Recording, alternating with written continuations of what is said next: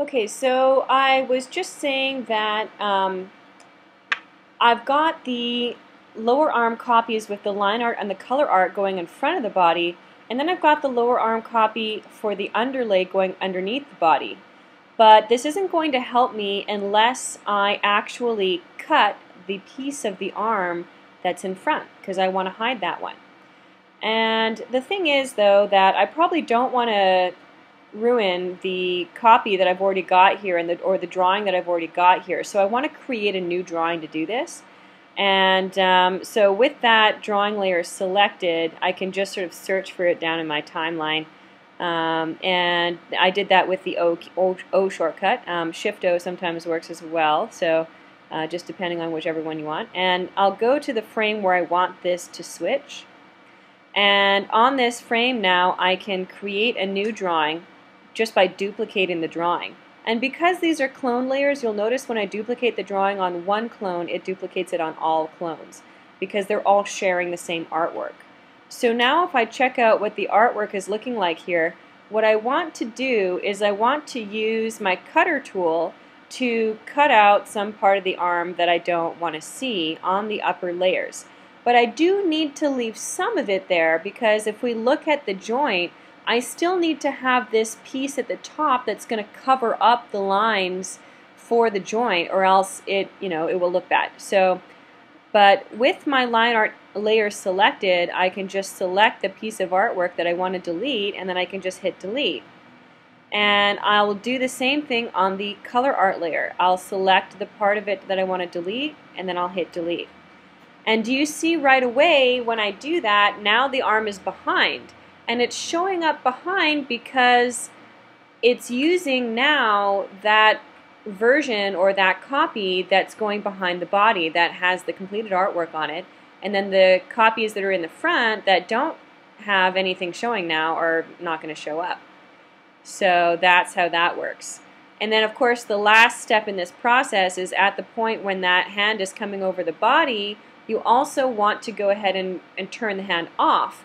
Now, I recommend not turning it to an exposure of 0 because what happens when you do that is you get a gap in your timeline, and that can sometimes be tricky when you're trying to copy and paste things and move things around. It's much better if you can instead have a version of that hand that's an empty drawing. It doesn't contain anything, it's just an empty drawing. And now if we take a look at what's going on, we can see that we've got the reach behind working.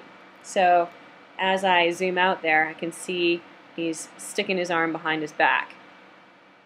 So in this case, I'm not animating the position of anything. I'm simply animating the exposure of the arm. But what's really nice about this is you can click to select the arm and you can just change the exposure once without having to change it on 3 different layers because they're all clones. So you can just change it once and off you go. So that's how we do the reach behind. Just to reiterate, in your network view, you want to have 3 different copies of your lower arm.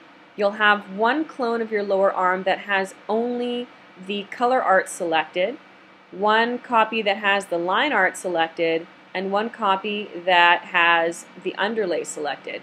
And you want to make sure the underlay is going underneath your body and that the color art and line art are going in front of your body in your regular composite here. And that way, when you swap the exposure, you can just swap the exposure when you want the arm to go behind the back.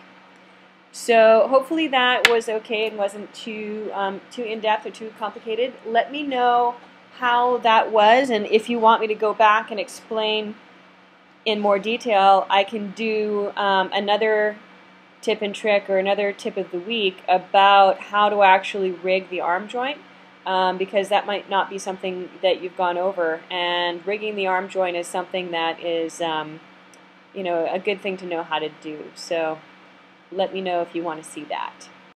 So actually, before I leave today, I remembered that I wanted to just talk to you a little bit about how you would do it in Animate.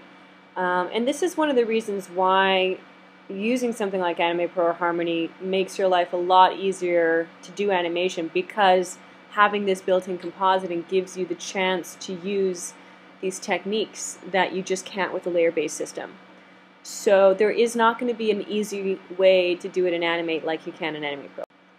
So the way to do it in Animate is you can clone the layers, and you'll have one clone that will be a child inside of the group and one clone that's going to be sort of lower down in the layer structure.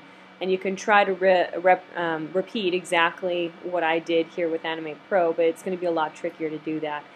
Another option is to just have two copies or two duplicates instead of trying to do the clone thing. And then you can have the copy of the arm that's going to be in front and the copy of the arm that's going to be in back.